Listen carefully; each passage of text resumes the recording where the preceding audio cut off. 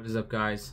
Welcome back. So today we are jumping into our next episode to the How to Paint series that we've been making for Monster Fight Club's Borderlands, and today we are tackling Axton. So I'm really excited about this.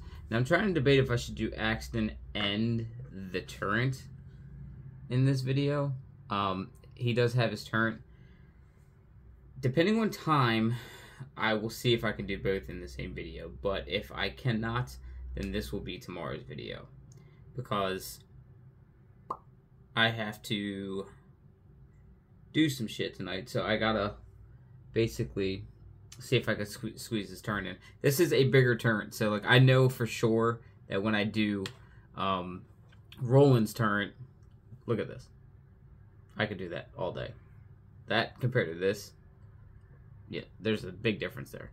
So Roland's turret I can definitely do with his model in a video, but with this one being so big and detailed, depending on the colors that are on here, we'll see what we can do.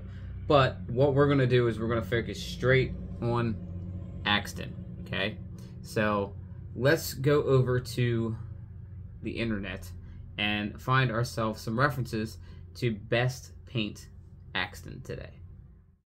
So usually I would go on the Borderlands fandom. I am on the fandom now, but the pictures didn't show an all-around version of Axton, so I really searched Google and I could not find a damn thing of him all the way around. So we went back to the fandom because this actually has the best photos for us to use. But it is a pain in the ass because I need to see the back of him. I mean, he does have a backpack. Thank God I do have a mini over there that I painted. So if I really need to reference anything, I can look at that miniature.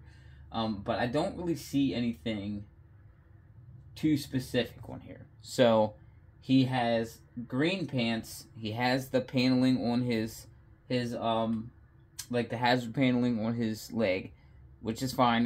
It's accessible here. But other than that, I mean, he has like a brown like shirt on. Other than that, though, it's really nothing crazy. And the gun that he's holding there is the same gun that he's holding here. So we don't have to really travel too far. The turret is on here as well, so that's actually good.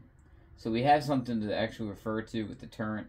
Doesn't seem too bad, but it is camo, so we would have to work a little bit on the camo area. So I might hold off on the actual turret today, because I want to make sure that I give you guys a detailed way of painting his turret. So we will just focus on Axton. So let's get started. So first things first, we are going to start with the skin tone. Skin tones is, for me, the best to start with because you're kind of working your way in to the out, meaning the inside of the clothes to the outer clothes. So obviously skin is the deepest part of your outfit. So we are going to hit his face up, his arm up, there is a watch over here, his hand, then we're going to hit his arm up over here and hand. So that should be the only skin parts here. And what we're going to do is we are going to use a brown rose as our base coat because it leaves a red tone as the first coat, like his undercoat for skin. That leaves a red tone in the, you know, once you put your other highlights of flesh on there, kind of gives the model a look that it's living, because it'll kind of look like there's blood flowing through the body. That's why we do that. So let's go ahead and get this brown rose on here. We have our first coat of skin on there now using the brown rose. So now what we're going to do is we're going to move on to his pants because it's kind of the only green thing that's on there. So what we're going to use is an olive green. We're going to use an olive green, and we're going to use that for his pants. You do want to avoid his pouches and stuff like that. You want to avoid that. But that's up here. These can be green. Like this pocket's green on here. You want to avoid his, looks like the knee area is a different color as well. Like the knee right here is a different color. And you also want to avoid the like shin guards and stuff like that. So let's get the green on. Now his jacket, or his shirt jacket thing, consists of 2 separate browns. So what we're going to do is we're going to use a leather brown, and we're going to lighten it up a little bit with a lighter color.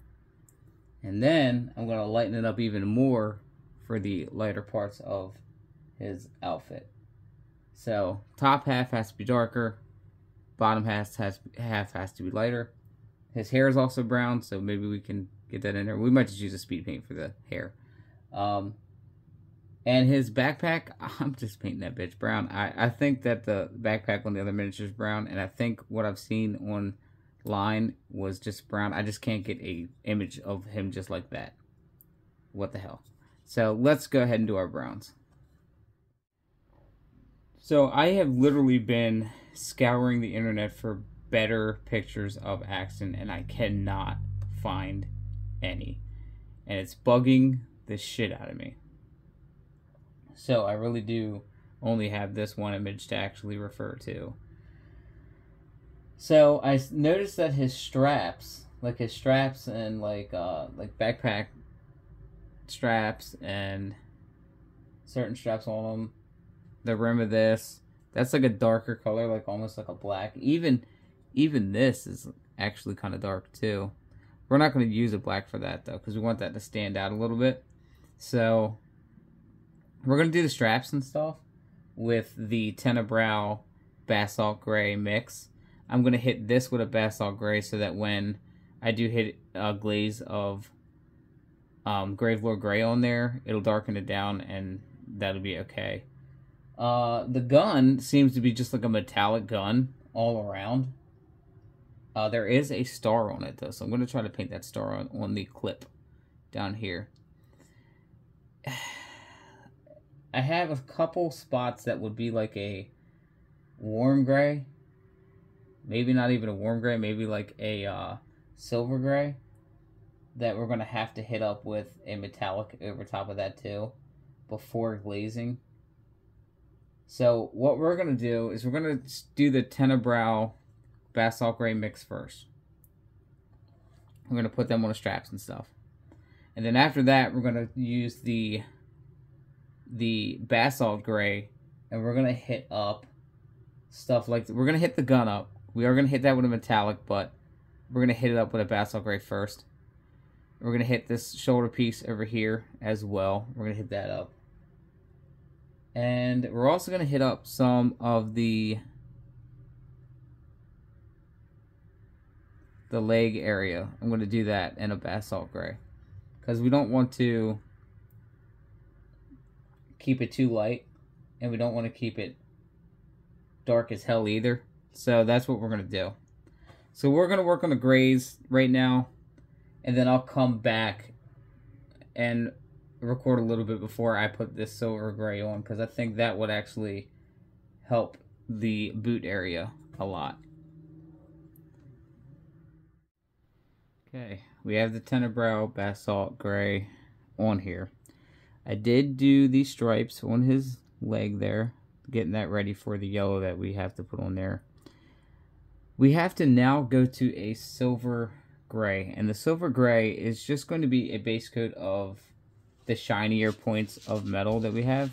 So that's going to be down here at the boot area, this shin right here. This one's going to be yellow, so we don't have to really hit that up. We also have this box over here. That's going to have a blue strip in there, because all of these have been having the blue strip. So I'm just assuming, since I can't see on the other side of Axton, I'm just assuming that that has the blue light in there as well. After we hit that piece up, we're gonna hit the back here of the foot on each side, And then we can actually work on subtle colors. So that would be red. Like the tip here is red. I think that this strip right here is going to be red. If it's not red, I'm going to make it red because it looks good that way. So I'm going to make it red. And down here, there is a star. So we're going to have to do like a little bit of a star here. Try to see what we can do there. It's a very small area, but we'll try to make it work. So let's go on to the silver gray and then work on some of the red. The red is so minimal. That's why I kind of wanted to let you guys know. Also, we also have to hit the sleeves up with a... We could do that with the silver gray too, because the silver gray is not white and it's not gray. It's kind of hard to explain. You'll see. So now we are ready for some final touches before we do our glazing. So we're going to use a ochre yellow, and we're going to do the rest of these stripes down here.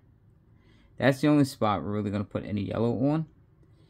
And after that, we're going to use a gunmetal, and we're going to hit all of the areas, not in the recesses, but we're just going to hit kind of like a dry brush of the gun. And then we're going to do the same thing with the shin guards, the boots, all the metallic areas basically.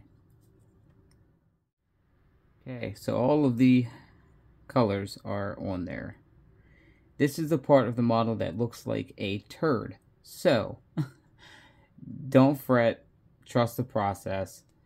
What we're going to do now is we're going to use some speed paints or some contrast paints, whatever you have. You can even use just washes in general, but I just like to use... I kind of like to use the speed paints as a wash. But I use Gravelord Gray. I think it's great on everything. Leathers, though, I do use a leather brown. So there is a decent amount of brown. We are going to use the leather brown on that. Everything else is going to get a Gravelord Gray. So any metallic area, any armored area, gun, all that gets Gravelord Gray. Browns get the leather brown. But we do avoid the skin. So make sure you want to avoid the skin. If you get someone there, it's fine. You are going to build it up. But what I'm saying, it's best to kind of keep the skin from getting anything on there to dye down the color. Because you want to keep that rosy, that brown rose as the base color. So let's go ahead and get some glazes on here. And then once that's drying, we are going to put a base of Rhinox hide around it. So once that's done drying, then we can basically start doing our highlights.